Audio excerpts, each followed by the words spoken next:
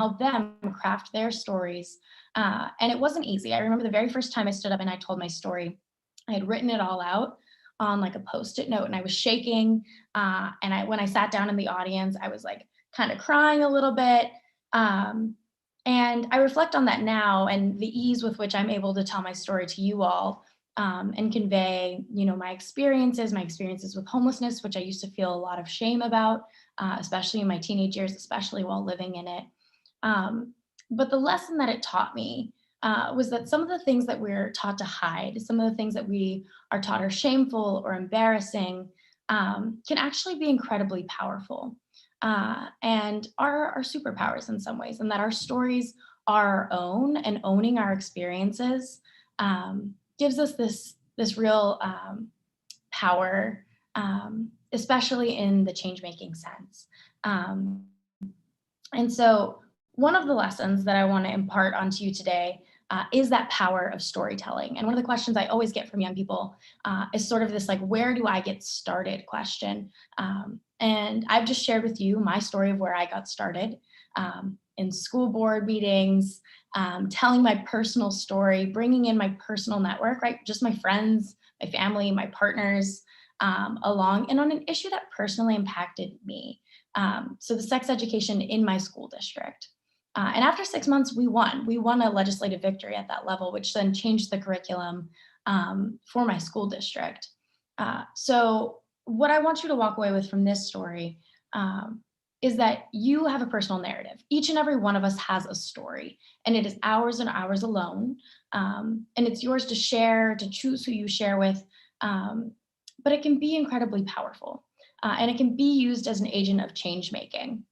And so I want to encourage you, when we walk away from this today, to think about what issues are personally impacting you. What is your personal narrative around those issues, right? What is your story? How does what you're seeing in the news play out in your daily life?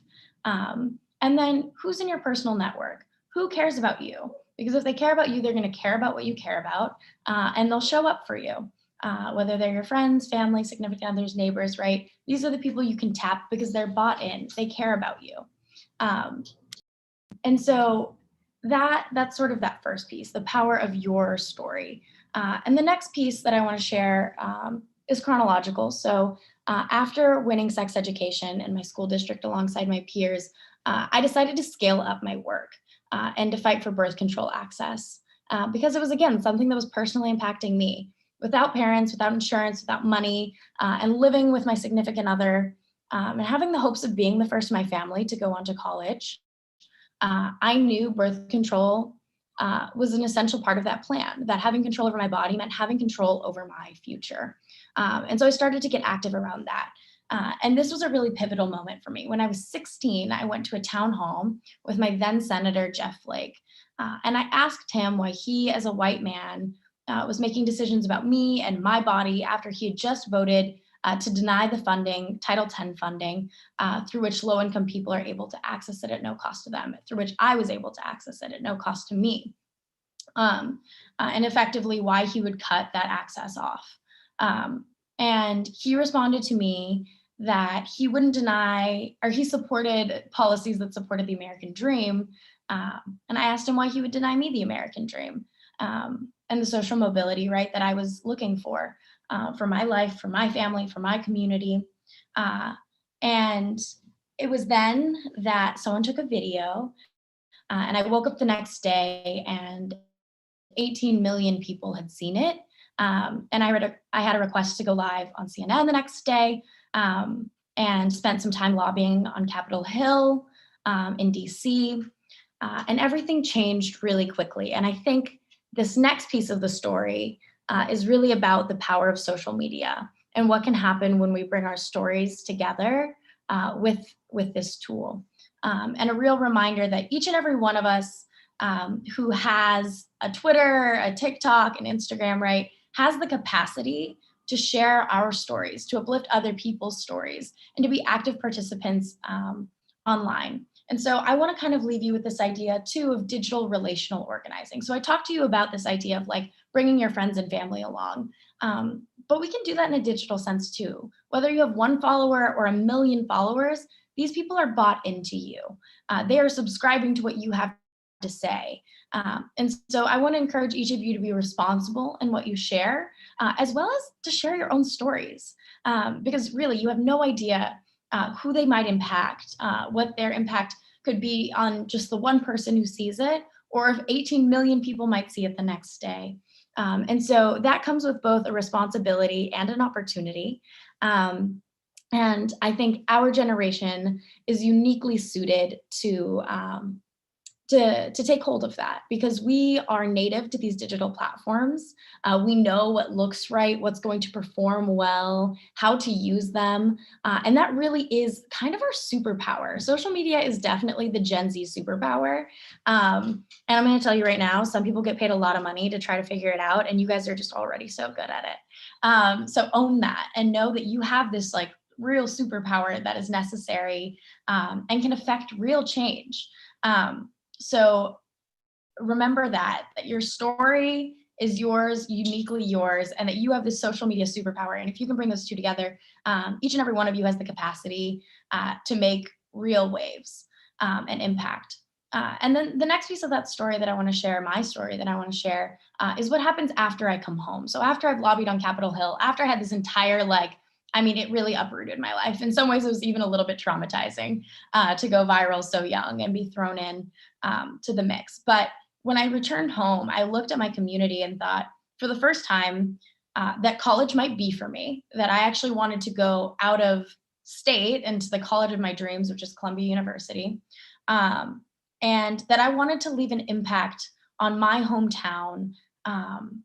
That was what I needed when I was 15, right, or 16. And so come my junior year, I co-founded the El Rio Reproductive Health Access Project alongside youth who were formerly incarcerated, other youth of color, first generation Americans, teen moms, really the people most impacted by cuts in access to birth control.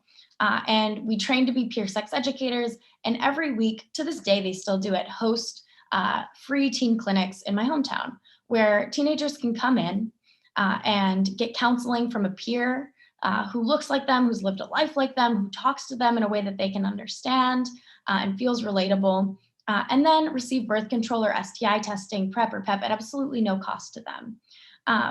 And I share this with you also because there's a lesson in here. It's been incredibly effective. It's actually a pilot program for something that could go national. And it is proof positive that when we empower young people, and not just your traditional young people, right? Not just our student council presidents and our captains of this team and homecoming, right? Not just our leaders who are leaders everywhere, our super youths, but really the people most affected, the young people who are living these experiences. When we empower them with leadership roles, that is a recipe for success. And that the people most affected should always be at the forefront. And so, sort of circling back to this question of leadership, who can do it, who's qualified, I want to leave you all with the reminder that lived experience is a form of qualification, and that who you are is not separate from what you do, and that the experiences you bring into the room, right, whether it's your experience with womanhood or gender or sexuality, or immigration, that these are all incredibly important parts of you. And whether in change-making work or even, whatever it is you choose to do in terms of career, that these should be honored, uplifted, celebrated, and important parts of what you bring to the space. And that kind of transitions me to this next piece about, okay, so I recognize the power in my story. Maybe I've even utilized it on social media, right? Or taken up a leadership role within my community. But how do I sort of translate that to the more traditional world? And that's what I struggled with when I left my hometown of Tucson, Arizona, where, I was born and raised, and I was a community organizer, and had always thought of community as the people who lived around me. And they were the same people that had lived around me since I was born. And I moved to New York City all by myself. First, my family to go to college on this college campus. And I looked around and I thought, the people down the hall in my dorm are not necessarily who I feel the most in community with. And so my freshman year, I founded Gen Z Girl Gang, who you can connect with on Instagram as well. And it's a community of young women and femmes who are really looking to redefine sisterhood in this era of social media, right? In the era where we've never lost touch with our best friend from first grade, where we could always message, that mentor or mentee, our big sister figure, right? A completely different landscape in terms of the social world. And so Gen Z Girl Gang is really about how we use social media as a community building tool, how we use it to build power in our personal networks, to help young women and femmes become the leaders of today, right? Not just the leaders of tomorrow, but really at the forefront of change making today. And that organization has grown and taught me so much about what it means to connect, and how when we collaborate with one another, we do so much better than when we compete, and what my own definitions of success look like and how they're evolving every day. Um, and I think the next piece of the story, then fast forward just a little bit, that was my freshman year of college, so then sophomore year. Um, because of all the experience I'd sort of garnered as a community organizer and also a founder of this organization, and experience in digital marketing that I got at another youth run organization, I was offered a position on the Kamala Harris campaign. And I was 19 years old. I was actually unpacking my sophomore year dorm, like literally hanging up my clothes, like taking them out of my like suitcase and hanging them up in my little wardrobe, when I got a DM on Instagram. Again, very Gen Z, feeling very young here, asking, or rather telling me about an opening on the campaign. And I remember I told the woman who sent it to me that, I had some friends that just graduated and I would consider sending some recommendations her way by like the end of the day. And she told me, I think you would be a great fit. Why don't you apply? And I think that this story is also really important to sort of pause on when we think about qualification, because when I received that job notice, I didn't even think of myself. I didn't think of myself as qualified. But because another woman of color particularly, looked at me and told me, I think you're qualified. I think you should apply. I did. And I ended up getting the job, and becoming the youngest staffer, not only on my campaign, but across any of the 2020 campaigns. And so another call to action I want you to leave with today is a reminder of the importance of our interpersonal relationships and the way that our relationships too can be activism, and the ways that we can bring others in just by affirming them, just by saying, I think you would be great at that. And so though we're not at the end of my talk yet, I do want to pause to put that call to action to you, that tonight I hope you text someone, a friend, a peer, a classmate, just to affirm them, just to let them know that you think that they are capable, maybe of that promotion or running for that position, or putting out that TikTok or that post, whatever it is. I want to encourage each of you to affirm somebody in your life today, because it has had an enormous effect on my life.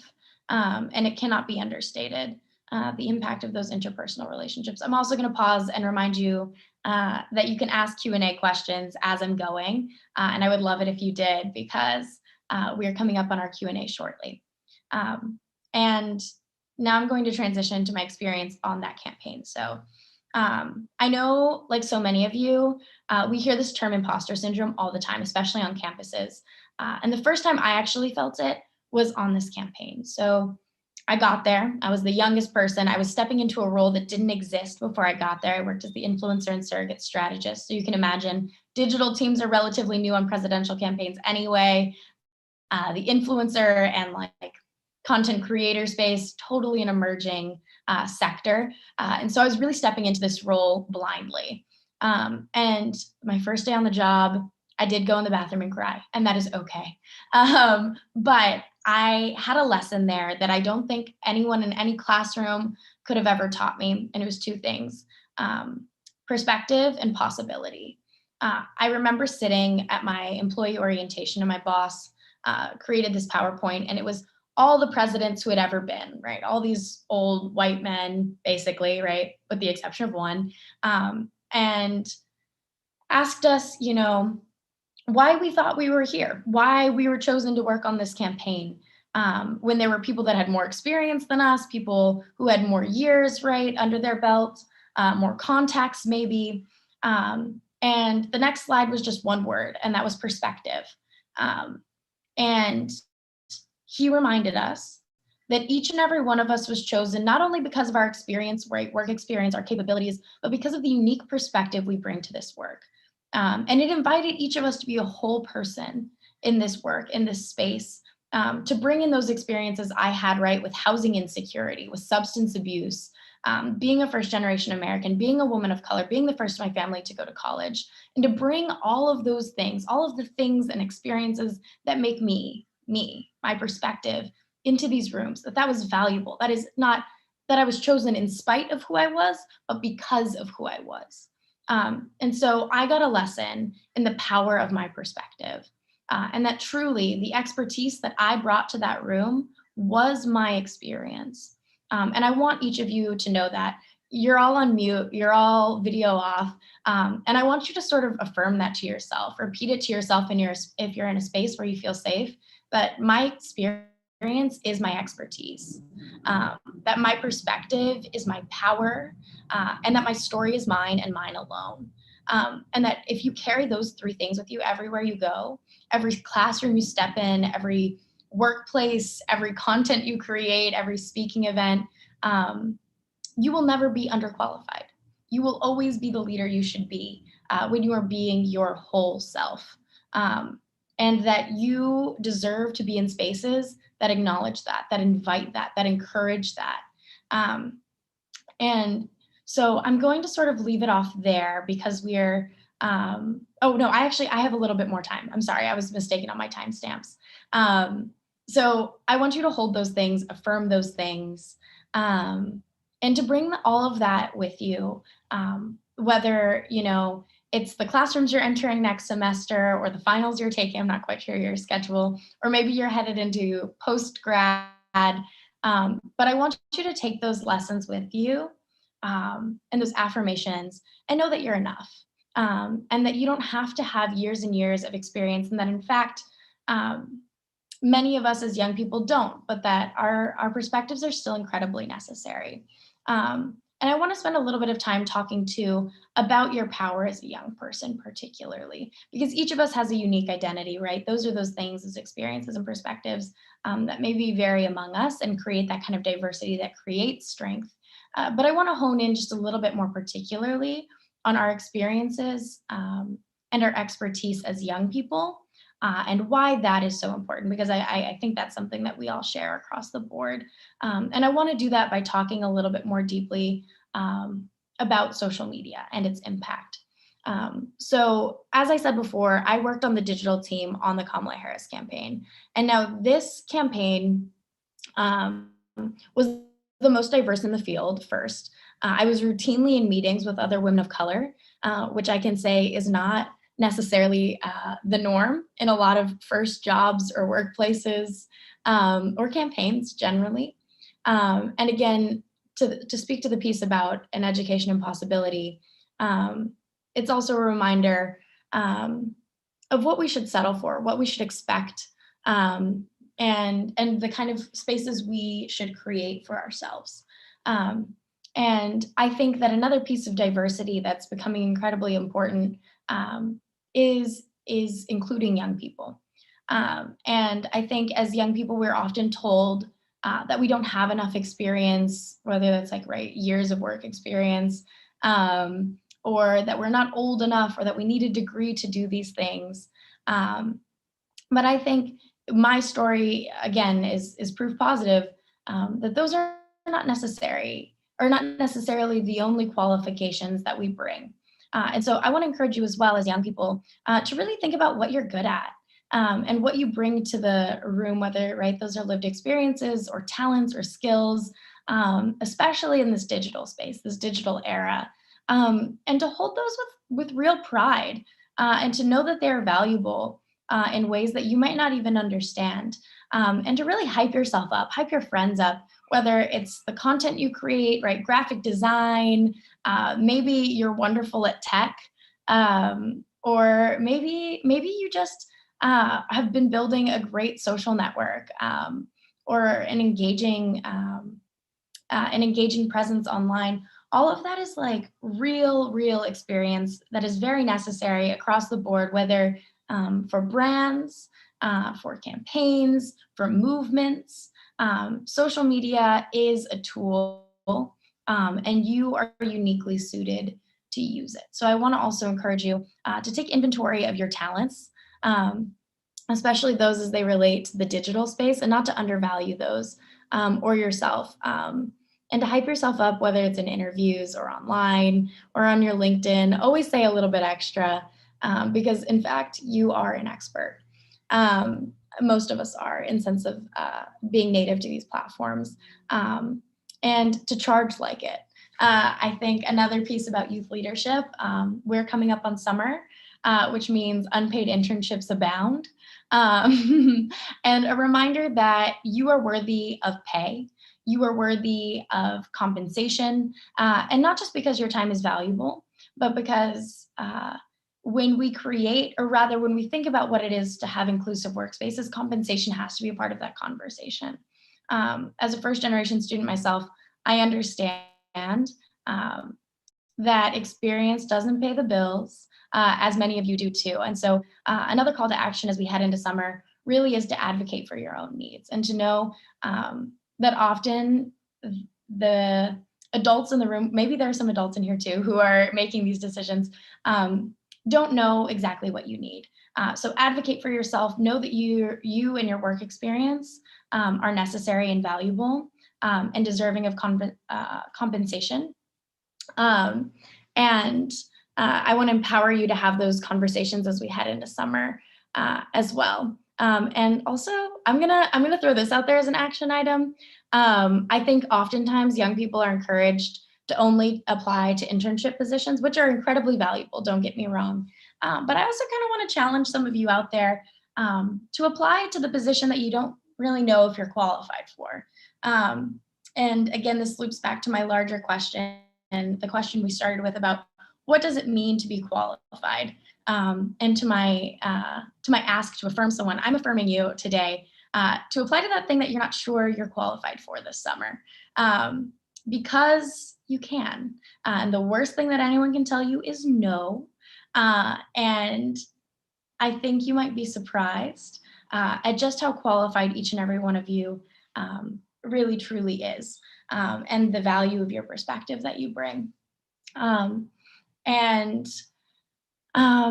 let's see, I'm trying to think of any other pieces I may have missed. I wasn't able to monitor the chat as we were talking, but do again want to just plug in the reminder to include any questions you have for our Q&A in there. And I'm feeling actually ready to transition into questions if we can.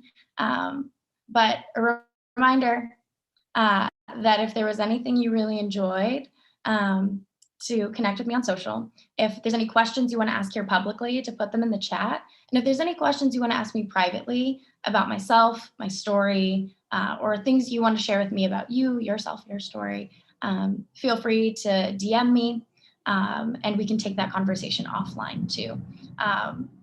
Thank you for listening. Thank you for being a part of my story and allowing me to share it. And also, I do want to encourage you to ask hard questions, ask questions that clarify or expand. I can pass it now. Thank you so much, Teja. I think we all learned a lot of valuable information from everything you just said. I really appreciate your time. So yeah, we can just transition into the Q&A section. We actually got quite a few questions, so I can just go in order. I'm not going to say names, just for everyone's privacy, so you can feel comfortable to just drop whatever questions you have in the Q&A. The first question is, did you tell that high school teacher you referred to about how what he said, his assumption, had neglected to acknowledge experiences like your own? Yeah, I did actually. I pulled him aside and I told him about it personally. He was very dismissive. I don't even think he remembered it, frankly. But it really spoke not only to like the malice or even, the the lack of consideration of one educator, but to a larger problem. And each and every one of us has probably gone through some kind of sex education in high school or in college. But the real issue is the lack of consistency. And so what I saw was that what I was learning in my classroom was actually different than what someone was learning in the classroom over, which was different from what someone was learning at another school, different from another school district, different from another state. And this lack of consistency creates a lot of issues, not only in terms of just general medical accuracy, but even our campus cultures as we look at them today, right? Like how prepared we are to go into college and have hard conversations and navigate new kinds of freedoms, and to keep each other safe and create consent culture. The sex education curriculum that I received in high school was both medically inaccurate and never once mentioned consent. And was last updated in the 80s, which means it's probably the same curriculum like my mom was getting, which is just troublesome in general. But again, I think the larger conversation to be had, I could have just had one conversation with that teacher, right? And that would have been enough. But instead, I decided and was empowered to actually by an organizer go to these school board meetings and make a lasting difference. And again, that was solely through the power of my story, just getting up and telling my story. And I want to encourage each of you to think about those little changes you can make. And or rather, two pieces of advice I'll give about storytelling is that one, I want you to share what is uncomfortable but not unsafe. I know that for me, it was deeply uncomfortable to talk about my experiences with homelessness in that setting. But that as I started to tell my story more and more, I grew what was uncomfortable, right? I started to move that limit. And I think about how the girl at 15 who was shaking, holding that little Post-it note in front of the school board would have been deeply unsafe telling her story in front of millions of people online or live on CNN. But because I started to build that muscle, started to practice, started to get more comfortable, I was able to rise to that occasion. So do what is uncomfortable, but not unsafe for you in terms of storytelling. And at all costs, protect your authenticity. Share what is true to you, and know that you don't have to be perfect. You don't have to tell your story perfectly. I didn't today. But that if you share what is true to you, people are not going to remember every word you said. They're going to remember how you made them feel.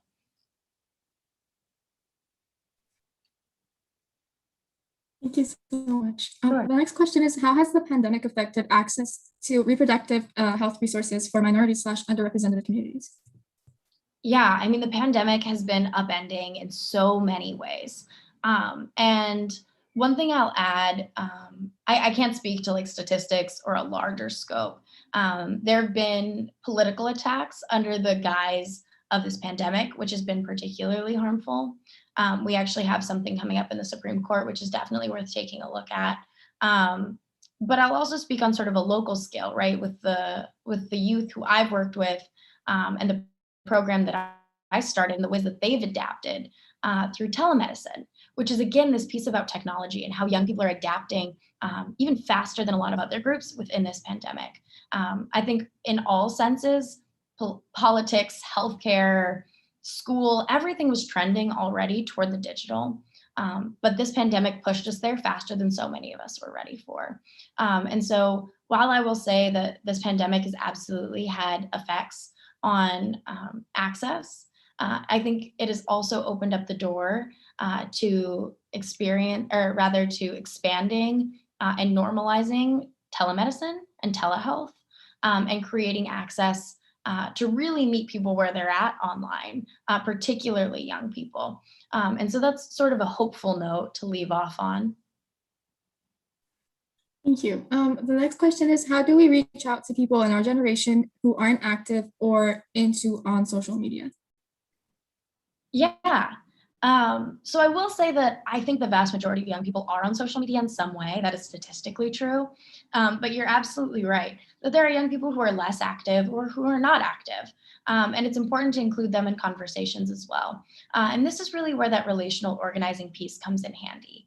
I think a lot about my mom, who still lives in my hometown, who still lives in low-income housing. and the ways that she interfaces with her neighbors. And she'll bring them groceries and produce from the local food bank and have these like really organic conversations with them about maybe the vaccine or the census or getting out their vote and have they voted yet. And I think so many times because of social media, we think of activism as this big thing, right? Founding a nonprofit, speaking at a march, when in fact, so much of it is in our relationships, is in our relationship to our neighbors, our friends, our significant others. And so, yes, I'm a huge advocate for using social media as a tool for change making, but I also recognize that our activism is in the way that we treat our neighbors, the conversations we have over our dinner table, the way that we treat essential workers, right? All of these things, the way that we live, it has to be reflective of the work that we do.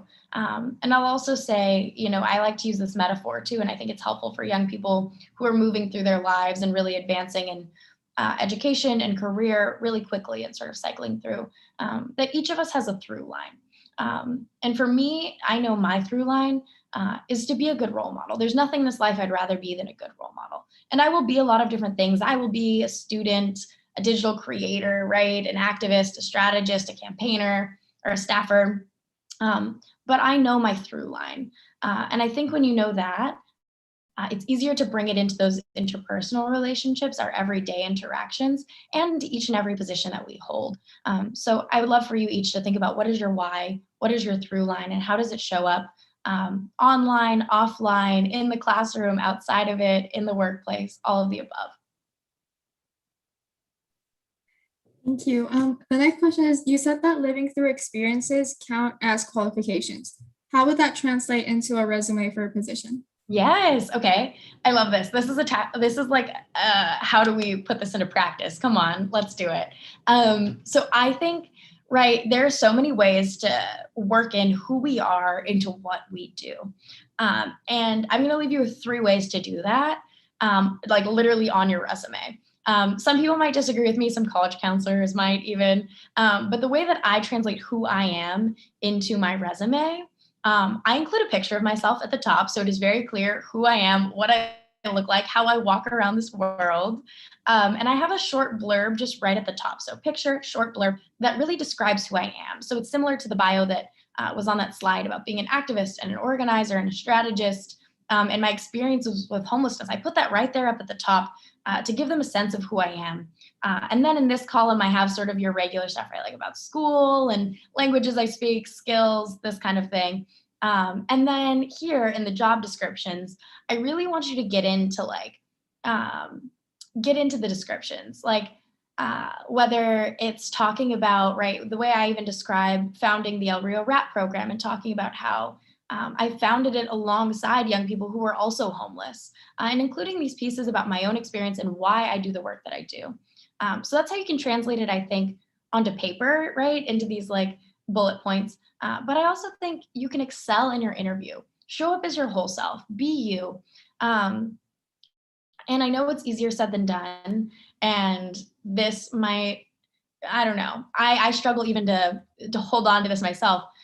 But if you show up as your whole self, the groups, the organizations, the companies that accept you are the places that you want to be. You don't want to be somewhere where they're not going to embrace you as your whole self. So show up as your whole self from the beginning in the ways that you can, because it'll help you weed out the places that you don't want to be. It's not just about them wanting you, right? Do you really want them?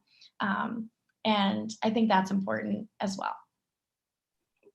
Thank you. There's a question in the chat. It's a little bit longer. So Sure. Someone says, I am a first-generation student pursuing a career in law. I grew up in a Hispanic household where because of my gender, I was told to make myself small, to stay quiet, and to avoid attention. But now I have started feeling empowered, taking on leadership roles in my community, getting more involved, and so on. But still at times, I feel like I'm being too loud, which I realize is just their voice holding me back. My question is, for those of us that might deal with this, how can we best handle it? Yeah, thank you for sharing that. It sounds like you have already done so much of the work, have so much self-awareness about whose voices are really talking to you. And I think that really is the first step, is knowing, right, this is not my voice. I am not telling myself to quiet down. This is the voices I've learned or messages I've internalized. And so I think that's the first step, knowing that that is not true to you, authentic to you. That's not your voice. Those are external pressures. Um, but I'll also say that if you want to expand, one, find safe places to do it. I know for me, a story I didn't actually remember to tell when I was sort of chatting with you all was a story of rejection and feeling like I was needing to be smaller, and that happened in high school when I experienced homelessness. Actually, I had been on student council my freshman year. I was like on the volleyball team. My sophomore year, I remember I didn't get elected to student council again. I didn't make the volleyball team, and my coach told me it was because I had a bad attitude. In so many ways, I was being told to be smaller. I remember also being told by the principal of my school that I was intimidating to the other students and to tone it down. And so I too have internalized so many of those voices telling me to be smaller to make others comfortable. But I've realized, and it seems that you've already realized this too, that it's not worth it. That you are not here to be well liked or to make others comfortable. You are here to be yourself and to make yourself happy and to make a difference. And knowing that, holding on to that, prioritizing that, I think is a good guiding factor. I will also say I have a lot of habits that I literally have had to rewire. I used to end a lot of my sentences by saying, but I don't know. And I would literally say out loud, I do know right after. Did I look a little weird? Yeah, I did. But did I get over that habit? Absolutely. And so correct yourself, correct those voices, correct them out loud, find safe spaces to do it. Right. I knew that those in school spaces didn't value me. And I looked outside. I found a leadership opportunity to fight for sex education outside of my school. And so look for safe places to do it. And as you get that practice, as you gain that confidence, you can bring it into spaces, maybe your family or your classroom where you've been made to feel small. Thank you so much. The next question is, how do you overcome challenges of the different perspectives between generations, baby boomers versus Gen X versus millennials versus Gen Z? Oh, this is so hard. But such a good question because these movements are intergenerational. And I think the first thing that we have to understand is that we have a lot to learn from these generations and that they have a lot to learn from us. And until we are both ready to say that and come to that agreement, it is very hard to work together. So I think the first thing to do is to acknowledge, right, that our elders have a lot of knowledge, but then to ask them to acknowledge that we too carry a lot of knowledge and expertise. And again, this is that reminder that each of you has so much power in your perspective and expertise that really translates to experience and a story that's valuable to you as an individual. So bring that, ask for it to be acknowledged. And then also call upon those people who are older, even millennials. Millennials at this point, at their oldest, are 40, which means that they're very much in their careers. As Gen Z is sort of at this cusp, many of us, the oldest being about like 24, just stepping into our careers. And so asking those old generations both create space for us, right? Almost demanding it of them, really, to pull up those chairs, to make space for us, and asking them to leverage the work that they've already done to continue it moving forward, to continue pulling us in and along. And I think this again plays into my organization, Gen Z Girl Gang, which is all about sort of redefining sisterhood. And when we look at these intergenerational dialogues, particularly around feminism, we think about how women a little bit older than our mothers, right, have had to fight to be the first in so many rooms. And that we now as Gen Z look at this and say, we don't just want to be the first, we don't want to be the only, we want to create our own tables, and understanding that there's a different mindset, but that we are still just continuing on the work that was already done. And so I think the first thing we really have to do is just acknowledge that being intergenerational is important. Absolutely. Thank you so much. The next question is, it's not really a question, but I think it kind of ties back into one of the previous questions. As a young person, I find the problem isn't my self-confidence, but rather how others perceive me. I feel like I have all the qualifications, but I can't climb the corporate ladder because no one takes me seriously. Totally. This one is so hard. I really wish I had a great answer to this. But I've been there. I know exactly what you mean. And I know what it feels like to feel undervalued and to rather feel like the rules keep changing on you. That's how it always makes me feel. And I often have to remind myself, particularly going to a PWI, like a primarily white institution, and I have pretty much all of my life in terms of school, that they really do change the mark. They change the mark, and it makes me feel crazy. And trying to rationalize it can make you feel crazy.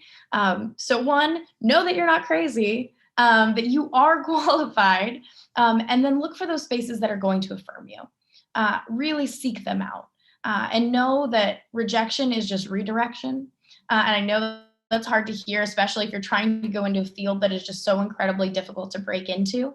And then a tactical thing you can do, find mentors, find people who share your experiences, who are already in that position of power or who are in that space, and ask them to bring you up, to bring you along, because I promise you, Brad and Chad already are. They already have someone bringing them up and along and like promoting them, recommending them. And that if you can get someone behind you, that can make all the difference. And I know that that can be incredibly difficult, but look for those advocates, look for those people who are going to go to bat for you, and start building those relationships. Thank you. How do you call in people with different beliefs that seem to be against human rights without them thinking they are? For example, Vietnamese parents who are against BLM because of the rioting. This is a good question too. And I want to share two things about it. One, if you are someone who's directly impacted, right, this is somebody who maybe is outside of your identity or outside of your personal network, maybe a classmate or something, who is literally denying your humanity, who is denying your right to exist or things that you feel passionately or are personally impacted by, know that it is not your responsibility to handle that, that you are not obligated to educate, and that it is their opportunity. Should you choose to extend yourself in that way, you are giving them the opportunity to learn. You are doing them a favor, and it is emotional labor. So one, know that you are not obligated to do that work. That is the work of allies, right, who are maybe a little bit less personally impacted or who will be less drained of their energy and have more privilege to leverage there. And the second thing being for those people who are close to us, right? For example, parents, or siblings or friends, maybe childhood friends especially. And I think the thing to do there is to get personal, really, to share that personal story with them of why you care about this. And I shared this earlier, but the people who care about you are going to care about what you care about.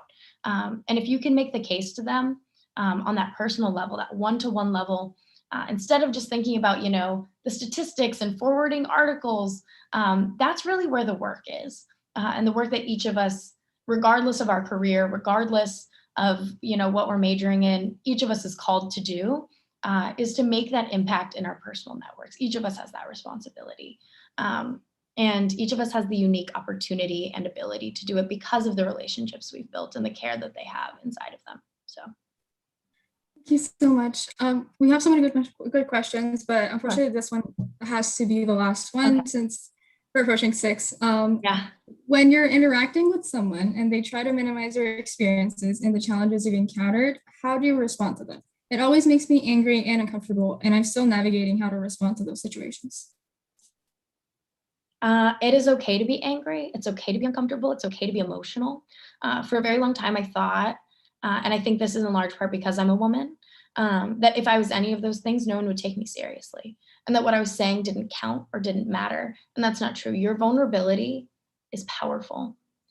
So share it, and don't be afraid to be sad or angry. Be those things. That is the appropriate response. Should someone minimize you and yourself, and don't minimize yourself further by discounting your emotions. Know that those are valuable pieces of your leadership. And that when you work those pieces of who you are and how you're feeling into your work, you set the model, or rather you model vulnerability for the people around you. You leave space for them to also be whole people with feelings and emotions. So first that. Second, know that I think you have to stand in the inherent knowledge that your experience is powerful, and that your lived experience is a form of expertise. And I think so many of us have been taught that it's not. But we have to stand in it. We have to stand in that power. I know what it feels like to have that minimized, right? I think even about the Jeff Flake incident that I shared with you, my senator saying that he supported policies that support the American dream, and me just telling him that no, he didn't, that he wasn't supporting me or my American dream or my social mobility, and remaining in that personal when people tried to deflect. Because, like I said, it is this power and it's something that's uniquely yours and it can't be refuted. Your story, your experience, you're an expert in it, and no one can refute it. It is your truth. So know that and use it as the powerful tool that it is. Thank you so much for all your time and answering all the questions. I know you're super busy, so I just want to thank you for taking this time and answering all the questions and all the wonderful experiences that you shared. At this point, I'm going to transition into the Women's Hub presenting their resources. So if you can share your screen.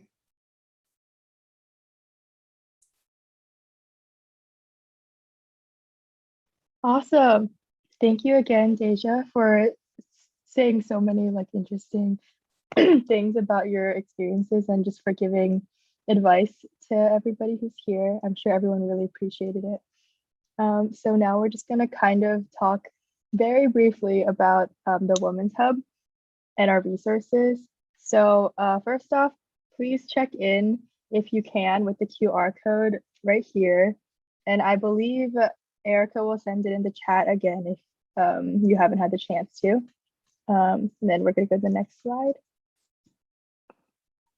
So just briefly, I'll mention the remote services that the Women's Hub provide. We have live chat services via our website, one-on-one appointments, programs, including the We Rise Ambassador program, our Pen Pals program, Sad Girls Club at UCI, Feel Good Moments, Empower Her Summit, which is in March, Women's Wisdom. And then we also have an affiliate program, a counselor in residence, and a weekly newsletter. And then that's pretty much it. So thank you all for coming and listening. I believe Kayana might have some more to say to like close out this afterwards, but please take our survey right here with this QR code and just share. It really helps us to figure out what you folks want to see from the Women's Hub. So please, how do we check? I think there's like a place that says like to like check in. I'm not sure. You might have to ask or see if Erica will say how to do it. But okay, Erica said she'll upload it again. Thank you so much for asking. But yeah, please take our survey and yeah, I'll pass it back to Kayana.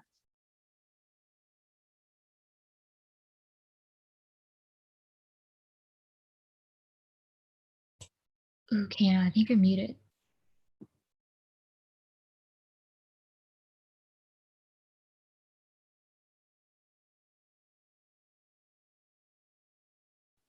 You're still muted. Sorry. I'm going to give Erica a few seconds to upload the link again. But other than that, I want to thank everyone for attending and answering wonderful questions. Once again, I'm sorry we didn't get to all of them because everyone really was asking great questions. But other than that, I once again want to thank everyone for coming. And I hope everyone has a wonderful rest of their week. Just wait for Erica to upload the link again. Thank you.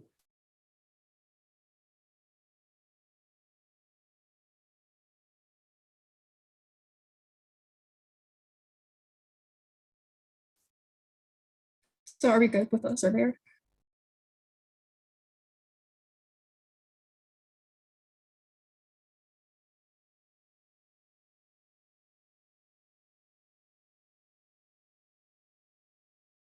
Okay, the link should be working. So please take their survey and thank you all for coming. Have a wonderful rest of week 8 and finals week.